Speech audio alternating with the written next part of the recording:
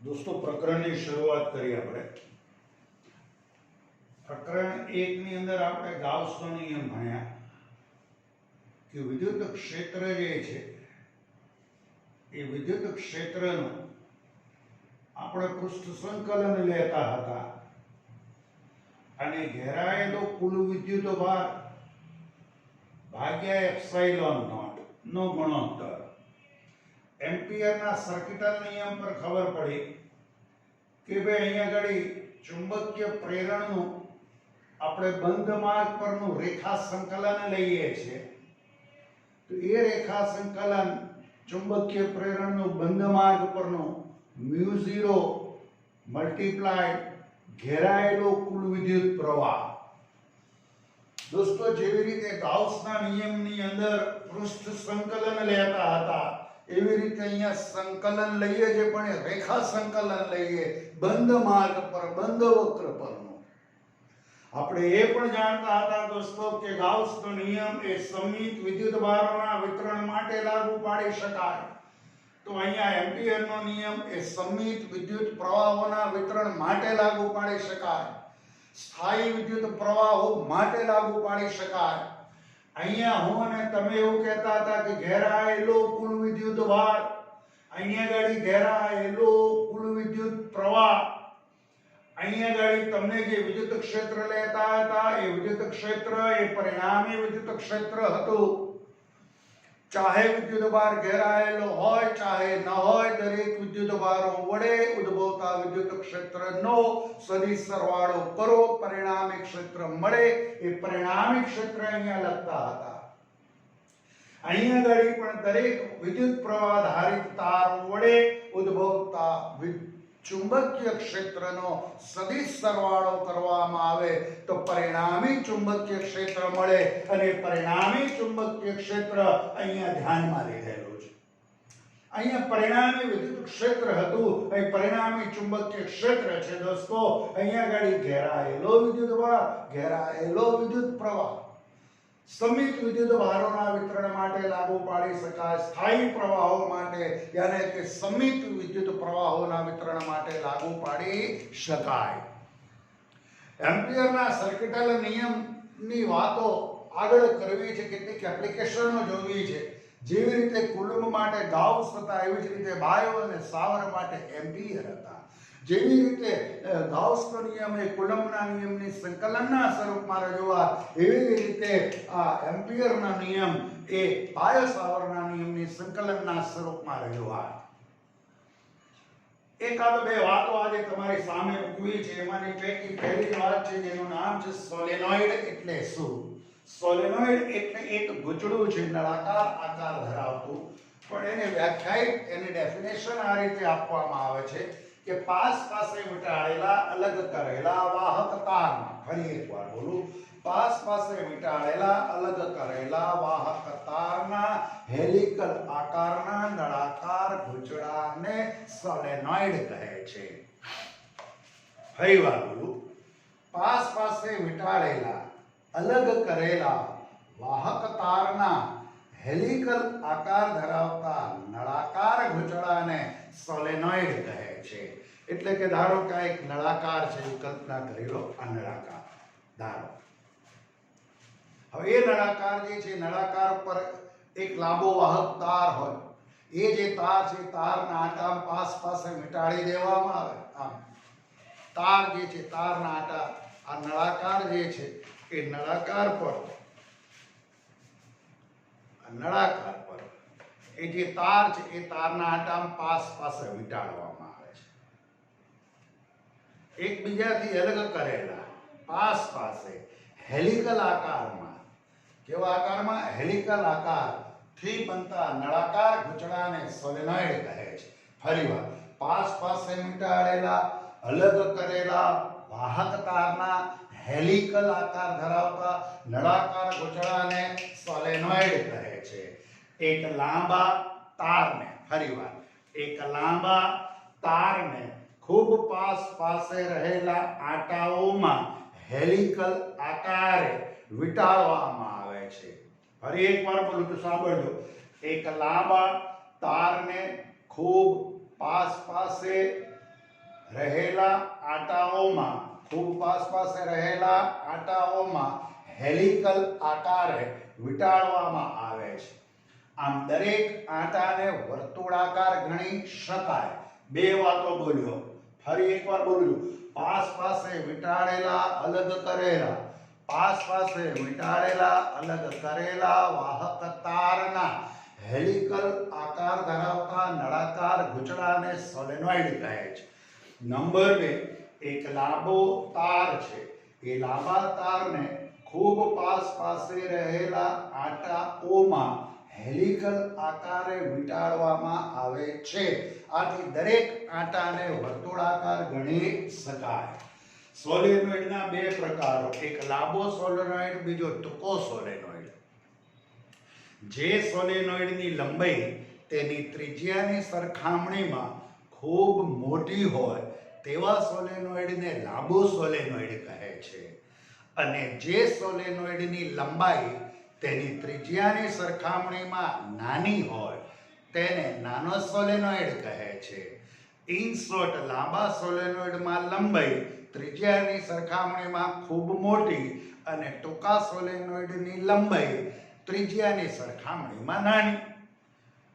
વ્યાખ્યા બહુ અગત્યની દોસ્તો, વારંવાર બોલું છું. પાસે વીંટાળેલા અલગ કરેલા વાહક તારના હેલિકલ આકાર ધરાવતા નળાકાર ગૂંચળાને સોલેનોઇડ કહે છે. બે પ્રકારો, લાંબો સોલેનોઇડ, ટૂંકો સોલેનોઇડ. અહીંયા દરેક આંટાને વર્તુળાકાર ગણી શકાય. આ દરેક વર્તુળાકાર આ દરેક આંટાઓમાંથી વિદ્યુત પ્રવાહ શું થાય તો કે પસાર થાય છે, અને એ વિદ્યુત પ્રવાહને કારણે ઉદ્ભવતું જે ચુંબકીય ક્ષેત્ર રેખાઓ છે, ક્ષેત્ર રેખાઓ, એ સુરેખ વિદ્યુત પ્રવાહ ધારિત તાર વડે ઉદ્ભવતી ક્ષેત્ર રેખાઓ જેવી હોય છે. દરેક આંટાઓ વડે ઉદ્ભવતા ચુંબકીય ક્ષેત્રની રેખાઓ એ સુરેખ ધારિત તાર વડે ઉદ્ભવતી ક્ષેત્ર રેખાઓ જેવી હોય છે. અહીંયા મળતું જે ચુંબકીય ક્ષેત્ર છે, ચુંબકીય ક્ષેત્રમાં આ વચ્ચેના વિસ્તારમાં, એટલે કે આપણા માટે બિંદુ P પાસે ક્ષેત્ર રેખાઓ પરસ્પર સમાંતરે હોય અને અક્ષને સમાંતર પણ હોય અને પ્રબળ હોય. જ્યારે બહારના વિસ્તારમાં, એટલે કે Q પાસે ચુંબકીય ક્ષેત્ર તો હોય જ, પણ એ ક્ષેત્ર નબળું હોય અને અક્ષને સમાંતરે હોય. બિંદુ P પાસે ક્ષેત્ર રેખાઓ પરસ્પર સમાંતરે હોય અને ત્યાં પ્રબળ હોય. બિંદુ Q પાસે ક્ષેત્ર અક્ષને સમાંતર પરંતુ નબળું હોય છે. આ થઈ સોલેનોઇડનો થોડો પરિચય. આપણે જે વાત કરવી છે એ વાત એ અનંત લંબાઈના સોલેનોઇડ વડે સોલેનોઇડની અંદરના વિસ્તારમાં ઉદ્ભવતા ચુંબકીય ક્ષેત્રનું સૂત્ર મેળવો. અનંત લંબાઈના સોલેનોઇડ વડે ચુંબકીય ક્ષેત્રનું સૂત્ર સોલેનોઇડની અંદરના વિસ્તારમાં મેળવો, એવી ચર્ચા કરવી છે.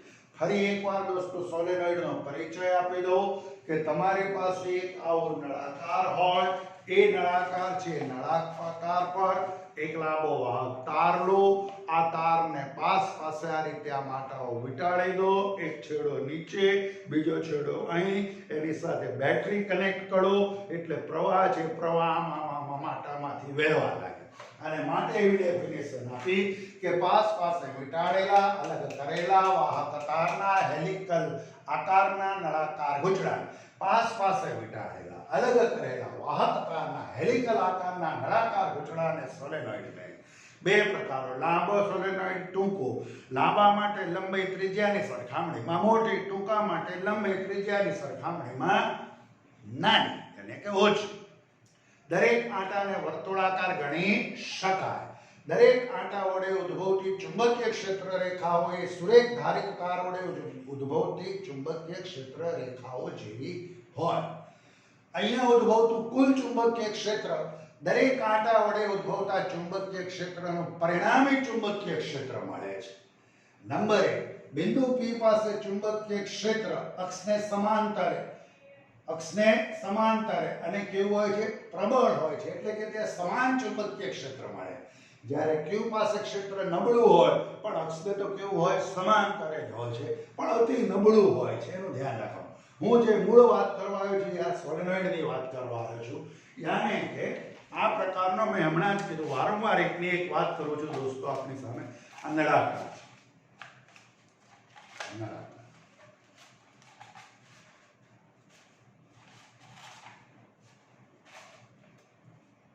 એની આ લંબાઈ છે, એ લંબાઈને સમાંતર એનો આમ આડછેદ કહેવામાં આવે. આમ આડછેદ, લંબાઈને સમાંતરે આમ આડછેદ લો એટલે એ નળાકાર છે, આવો થશે.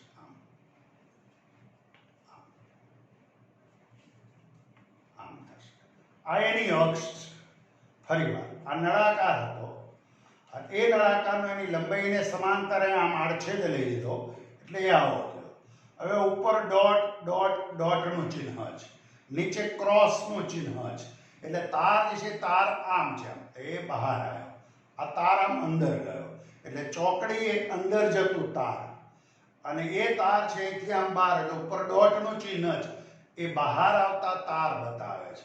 યાને કે ઉપર જે ડોટ છે એ બહાર આવતું ચુંબકીય ક્ષેત્ર અથવા તો બહાર આવતો વિદ્યુત પ્રવાહ અને નીચે ચોકડી એ અંદર તરફ જતું ચુંબકીય ક્ષેત્ર કે પ્રવાહનું સૂચન કરે છે.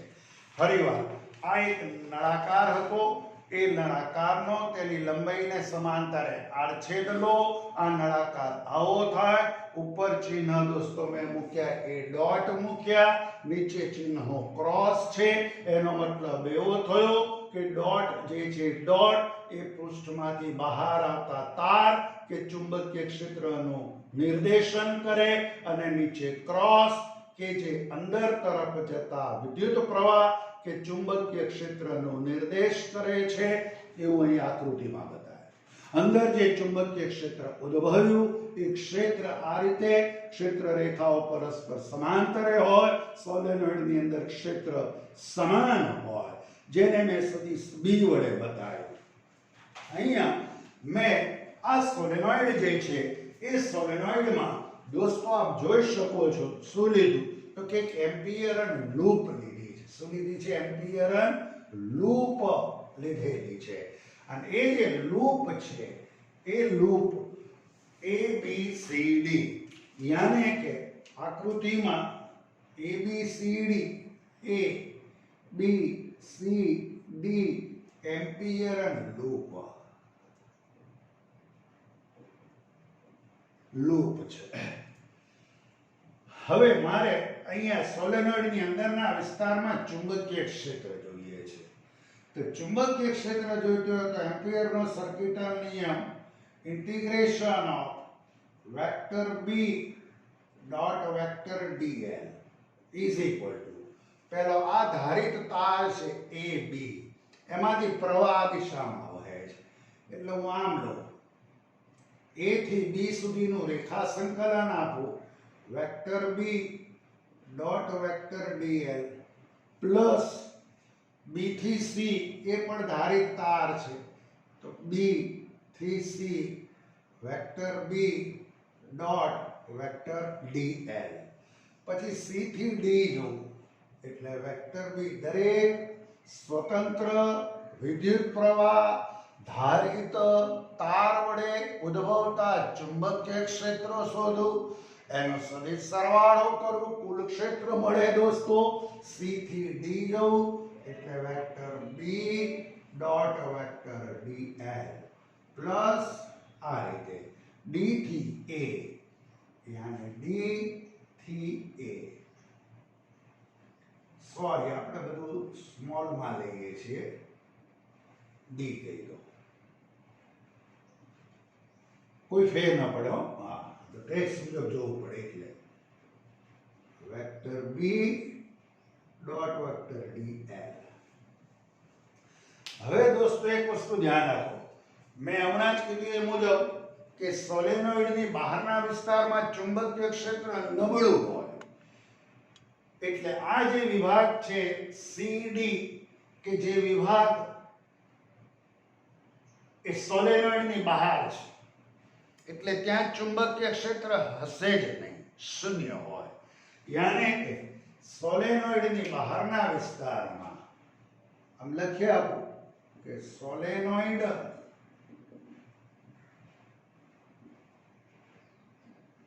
ની બહારના વિસ્તારમાં મૂળભૂત સદિશ b બરાબર 0. એટલે આ જે તમારા માટે છે c થી d ભાગ, તો એના માટે કેવું થઈ જશે? 0 થઈ જશે. હવે દોસ્તો આ ભાગ લો, d થી a લો અને b થી c લો. એટલે આવું કહીશું, જોજો. આ d થી a vector b dot vector dl, તો કે એમાં આપણે આમ જઈએ છે, આમ. હવે ચુંબકીય ક્ષેત્રની દિશા આ છે. આ જ આપણે લંબાઈની દિશા લઈ લઈએ તો આ ખૂણો કેટલો થશે? 90. યાને કે b dl cos 90 pi by 2, it's a 0. all are 0, મતલબ કે આ શૂન્ય થાય. ફરી એકવાર આ d થી a ની વાત છે.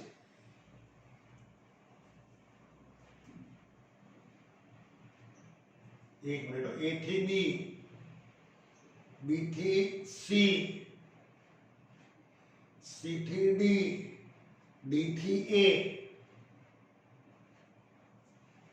એટલે d થી a તમે આમ જાઓ છો. એટલે ચુંબકીય ક્ષેત્રની દિશા આ છે. આ જોઈ લો, આ ચુંબકીય ક્ષેત્રો છે. This angle is 90, b into dl cos 90, it's a 0. આ 0. એ જ પ્રમાણે b થી c ની વાત કરો. આ b થી c vector b dot vector dl, એટલે b into dl cos, તો કે અહીંયા પણ તમારે ખૂણો કેટલો થશે? તો કે it's a 90. Now put here b into dl cos 90, all are 0, this also 0. That's why we can write down like this: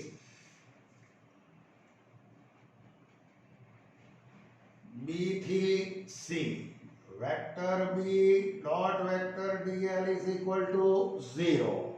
યાને કે તમારા માટે આ પણ શૂન્ય થયું, આ પણ શૂન્ય થયું, આ પણ શૂન્ય થયું. એટલે કે તમારે જો જોઈતું હોય તો એક જ વિસ્તાર બાકી રહ્યો. યાને કે બંધ માર્ગની ભલે તમે વાત કરતા હો vector b dot vector dl, માટે એક જ ભાગ બાકી રહ્યો દોસ્તો, a થી b vector b dot vector dl. આવું થયું. હવે અહીંયા તમે જુઓ તો કે લંબાઈ તમે આ દિશામાં લો, ચુંબકીય ક્ષેત્ર પણ આ દિશામાં લો. both are in same direction. That's why b into dl cos 0, cos 0, it's a 1. Now our answer is b dl થશે. આવું થશે. b dl એટલે શું થશે? તો કે લંબાઈ થશે. શું થશે?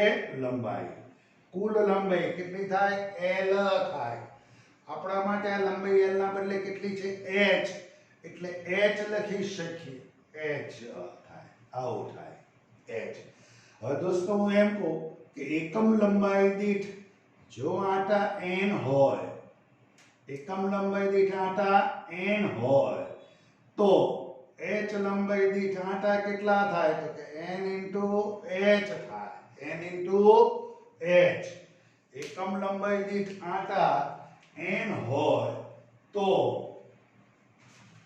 h લંબાઈ દીઠ આંટા જે છે, આંટા કેટલા થાય? તો કે આટલા થાય.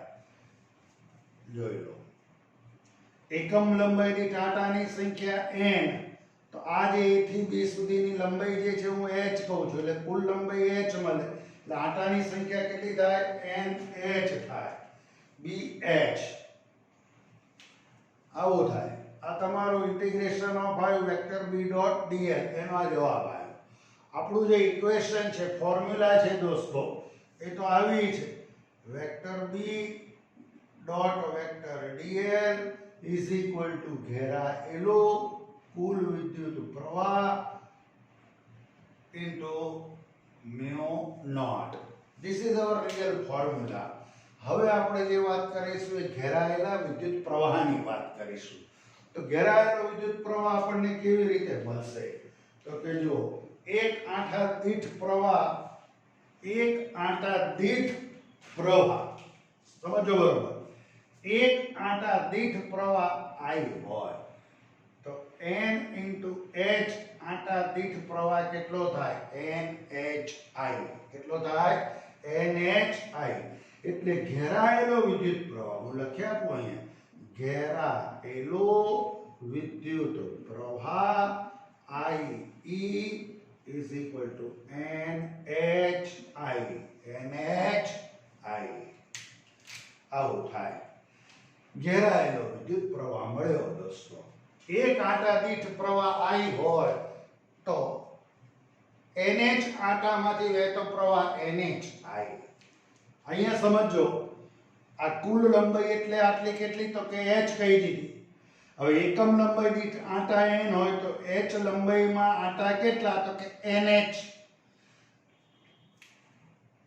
હવે એક આંટામાંથી વહેતો પ્રવાહ I હોય તો NH આંટામાંથી વહેતો પ્રવાહ IE બરાબર NHI. આ આપણા માટે કહેવાય ઘેરાયેલો વિદ્યુત પ્રવાહ. ઘેરાયેલો કે જે મેં અહીંયા લખ્યા હતું. Now we have to use our formula. This is our formula. અહીંયા ધ્યાન આપજો દોસ્તો. Integration of vector B dot vector dl is equal to ઘેરાયેલો કુલ વિદ્યુત mu naught into ઘેરાયેલો વિદ્યુત પ્રવાહ. આ વેક્ટર B dot dl એટલે BH લખી શકાય. It's a BH. mu0 sigma I ઘેરાયેલો વિદ્યુત પ્રવાહ એટલે આપણા માટે mu0 m no m n h I. This h will be cancel out. Now this B is equal to mu0 n I. This is our formula.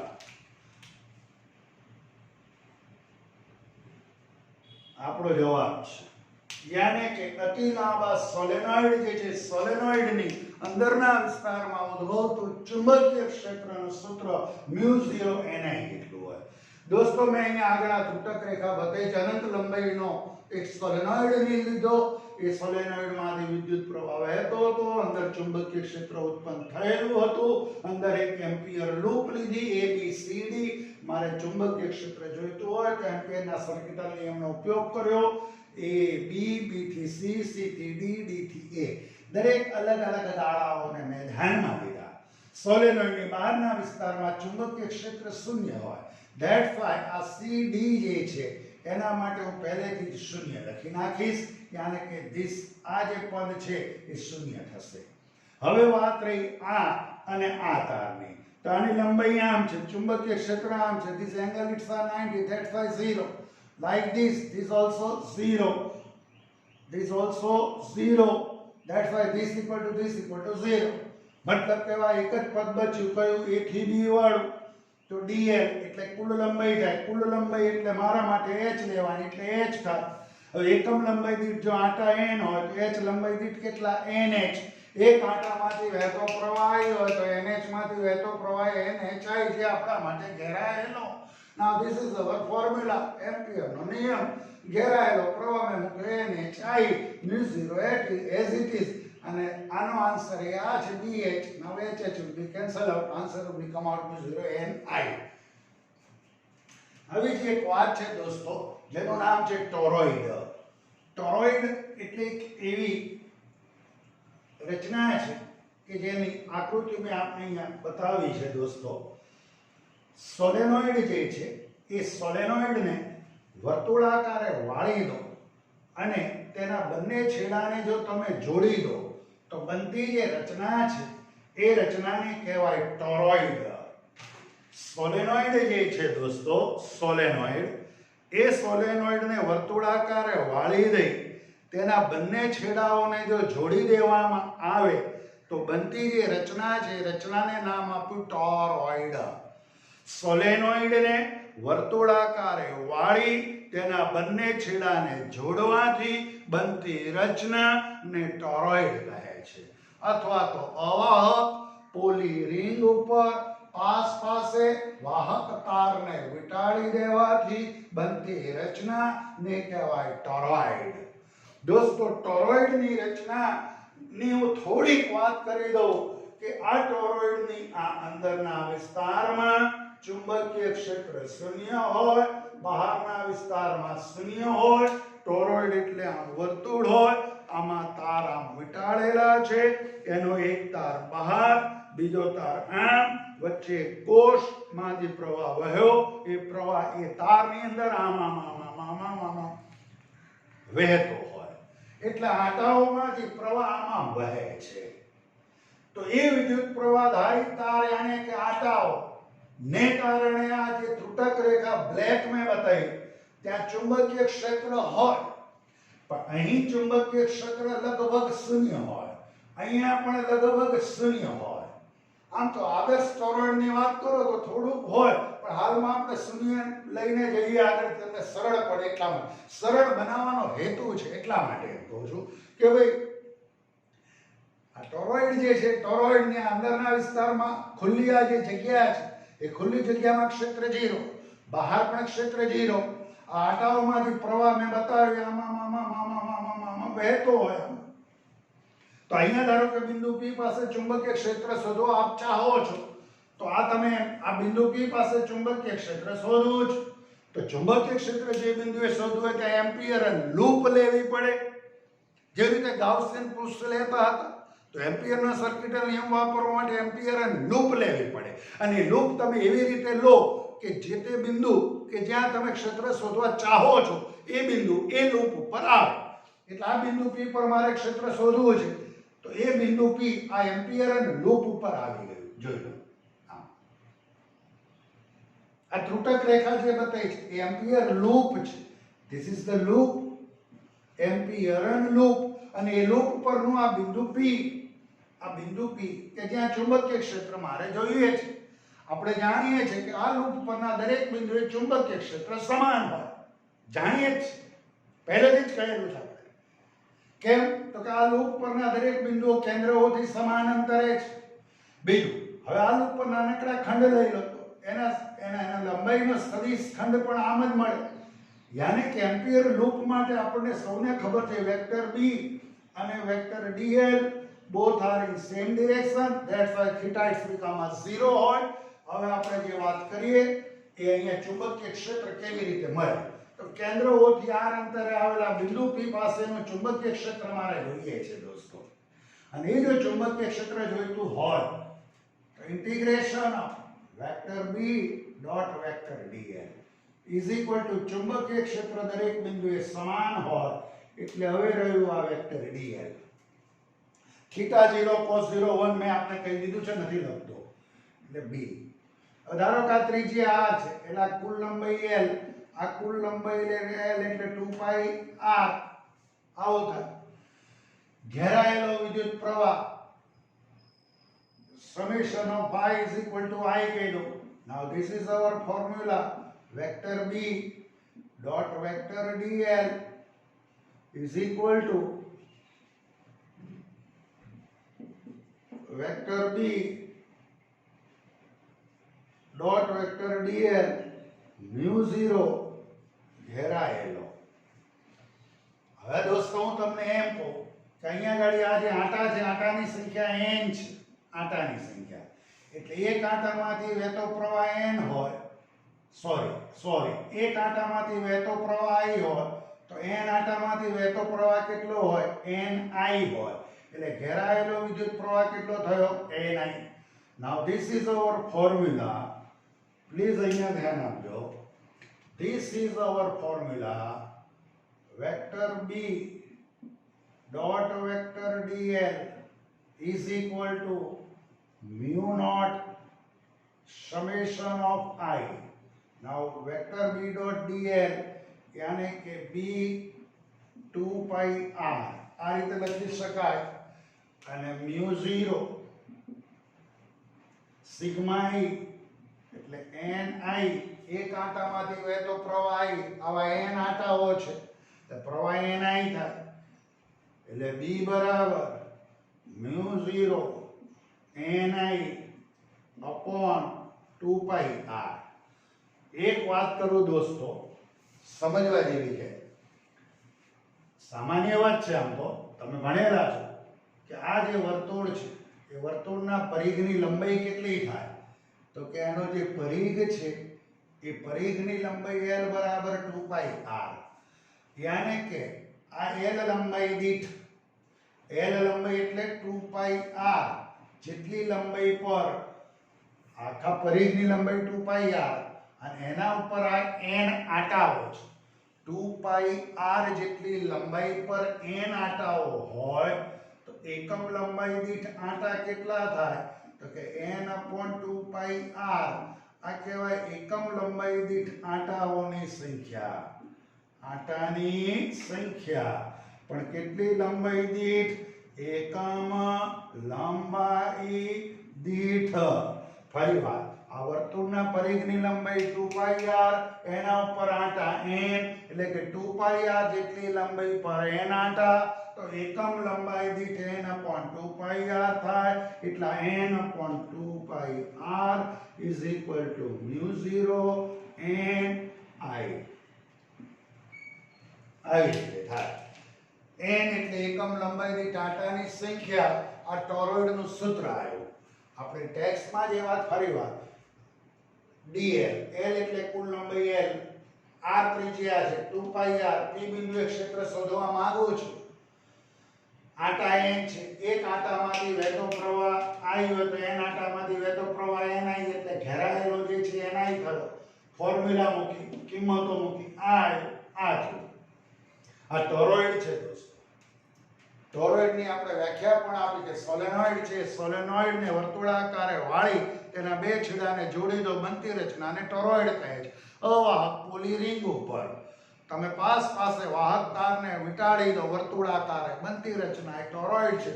સાયકલની હવા ભરેલી tube લો અને ટ્યુબ ઉપર એક પાસે તાર વીંટાળી દો, એક કોષ જોડો, બેટરીમાંથી નીકળતો પ્રવાહ આંટાઓમાંથી આમાં હવા લાગે તો એની અંદરના વિસ્તારમાં ક્ષેત્ર અહીંયા મળે. અહીંયા ખુલ્લા વિસ્તારમાં શૂન્ય, આ ખુલ્લા વિસ્તારમાં પણ શૂન્ય હોય. આ જ વાત ટેક્સ્ટમાં સાહેબશ્રીએ જે કરી છે એ મુજબ જો ચર્ચાનો દોર ચલાવવો હોય સૂત્ર આનું આ જ આવશે દોસ્તો. પણ એમાં એમને ત્રણ વાતો કરી દોસ્તો. એક, આ બિંદુને નામ આપ્યું છે સાહેબે, એ બિંદુ P નામ આપ્યું. અહીંયા ગાડી બહાર જે બિંદુ હોય એને Q કહી દીધું અને આ જે બિંદુ કે જ્યાં આપણે શોધ્યું એને નામ આપ્યું S. સાહેબે ત્રણ અલગ અલગ ગાળા લીધા. એક અહીંયા આ બિંદુ P, જ્યાં એક ત્રુટક રેખા વાળો ગાળો જેની ત્રિજ્યા r1 અને ત્રુટક રેખા ગાળો p1. પછી બિંદુ Q લીધું બહાર, ત્યાં ત્રુટક રેખાને એમ્પિયર આ બિંદુ ઉપર થઈ, ત્રિજ્યા r3 કીધી. અને આપણે અહીંયા જે બિંદુ P કહેતા હતા એને સાહેબે કીધું છે S. ફરી વાર, ટોરોઇડની અંદર ખુલ્લો વિસ્તાર જ્યાં ક્ષેત્ર શૂન્ય છે, મેં પહેલા જ કીધું, ત્યાં બિંદુ સાહેબે પસંદ કર્યું છે P, એ આવ્યું. અહીંયા બહાર ક્ષેત્ર શૂન્ય હોય, Q કયું મેં બિંદુ, એ સાહેબે આ ત્રીજા ગાળા પર લીધું. પ્રથમ ગાળા ઉપર P અને 2 નંબરનો જે ગાળો છે ત્યાં બિંદુ S, કે જે ચર્ચા આપણે અહીંયા કરી એ આ. એટલે હવે તમે સમજી ગયા છો કે ત્રણ ગાળા માટે વાત કરી સાહેબે. વાત આની યાદ, સૂત્ર પણ આનું આ જ આવે, પણ સાહેબે થોડીક જુદી રીતે એને મોડિફાઈ કરેલું છે.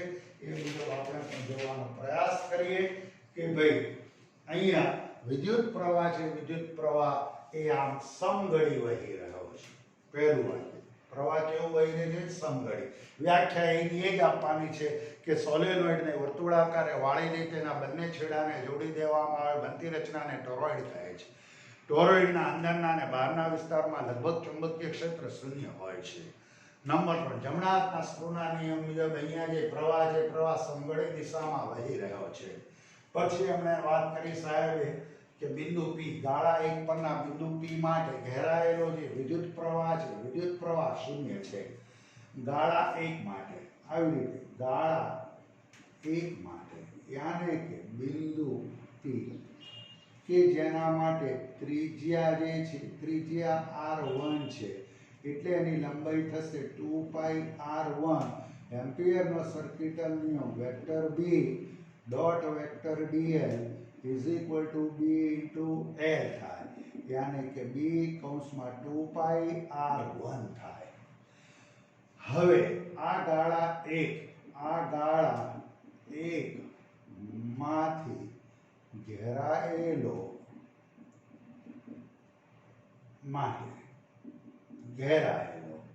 વિદ્યુત પ્રવાહ I બરાબર 0 એટલે કે summation of I બરાબર 0. Now this is our formula vector B dot vector dl mu 0 sigma I. અહીંયા આગળ આપણે એવું લખીશું B 2 pi r1 is equal to mu 0 ઘેરાયેલો IE ઘેરાયેલો વિદ્યુત પ્રવાહ IE શૂન્ય કીધો એટલે mu 0 ગુણ્યા 0 આ B અને છેદમાં 2 પાઈ r1. Now our answer B is equal to 0. યાને કે મેં હમણાં કીધું એમ અંદરના વિસ્તારમાં બિંદુ જે P આપણે લીધું ત્યાં ક્ષેત્ર અહીંયા સાહેબે શૂન્ય એવું કીધું. ગાળો 3 છે એ ગાળા 3 માટે પાસ પાસેના આંટાઓ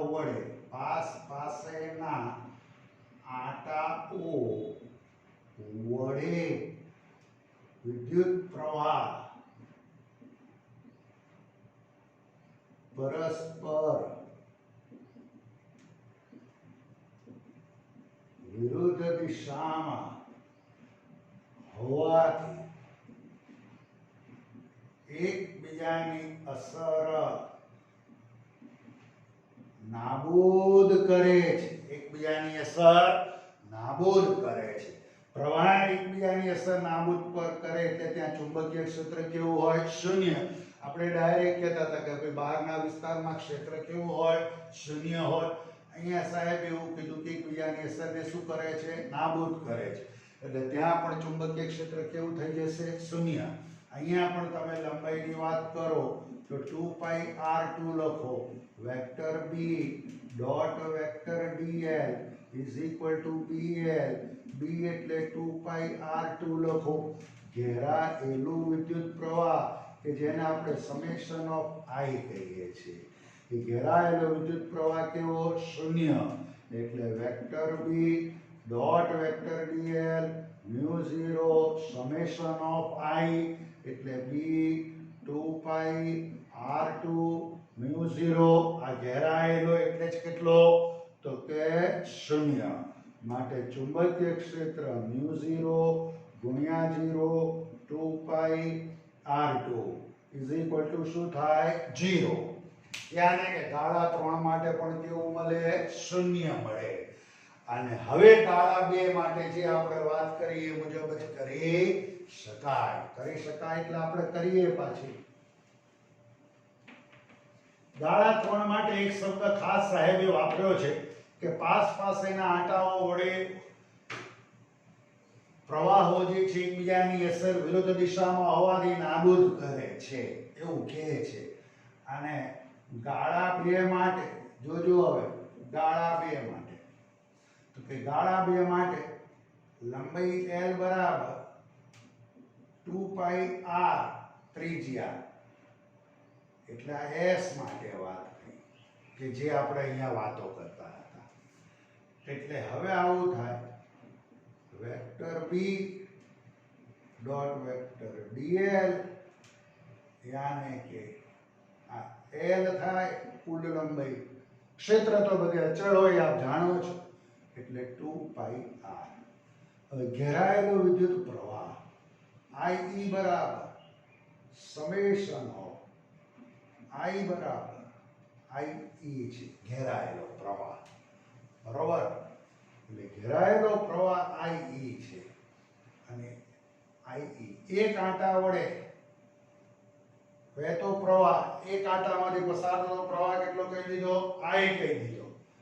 કેટલો કહી દીધો I પછી કરું ચલો ને ફોર્મ્યુલા મૂકું vector B dot vector dl mu 0 summation of I is equal to mu 0 IE દોસ્તો એક આંટામાંથી વહેતો પ્રવાહ I હોય તો n આંટામાંથી વહેતો પ્રવાહ ni એટલે IE બરાબર ni મૂકવાનું છે mu 0 ni એક આંટા માટે I તો n આંટા માટે ni અને આ b * dl એટલે b 2 pi r b 2 pi r માટે b બરાબર mu 0 n upon 2 pi r into I આનું હમણાં જ સમજાઈ ગયું એ મુજબ કે 2 pi r લંબાઈ દીઠ n આંટા તો એકમ લંબાઈ દીઠ સ્મોલ n એટલે mu 0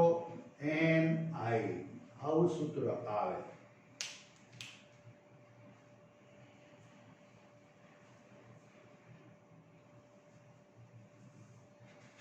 એટલે આમ તો આ જે બે ગાળાઓ એકબીજાને નાબૂદ કરે છે અસર એટલે ટોરોઇડ માટે આ સૂત્ર ઇન શોર્ટ તમે આમાં જે સાદી વાત કરતા હતા અંદર અને બહાર શૂન્ય એવી રીતે અહીંયા ગાળો 1 અને 3 માટે શૂન્ય સાહેબે બતાવ્યું છે અને અહીંયા જે આપણે શોધતા હતા AS કે જે હતું એનું એ આ સૂત્ર છે બરોબર ઓકે